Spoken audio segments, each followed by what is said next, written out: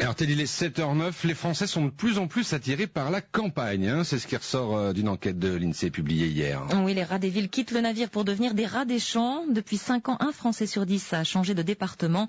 En Ile-de-France et dans le Nord, les départs l'emportent largement au profit des départements ruraux. Alors c'est surtout sensible dans l'Ouest, mais aussi dans le Cantal, un département qui avant perdait plutôt des habitants. Vincent de Roussan. Stéphane Serre, parti pour ses études à 18 ans, est revenu pour exercer sa profession d'accompagnateur de basse montagne près de Murat. J'avais toujours eu dans l'idée de m'installer là un jour, mais peut-être effectivement après avoir découvert autre chose. Et puis c'est tout naturellement, donc à 30 ans, que je suis revenu dans une maison que j'avais achetée en cours de route. Ce que j'aime beaucoup ici, c'est calme, on n'entend rien, ou alors on entend le bruit du vent, le bruit des cloches des vaches. Une initiative encouragée par le département qui compte sur ces jeunes entrepreneurs pour développer leur activité. Qui sont ces nouveaux arrivants? Détail de Vincent Descoeurs, président du Conseil général du Cantal. Souvent, ça correspond à des projets de vie. Pour certains, c'est lorsque l'âge de la retraite arrive. Pour d'autres, ça se nourrit d'un projet professionnel. Nous avons pour habitude de convier 2 fois l'an les nouveaux arrivants au Conseil général.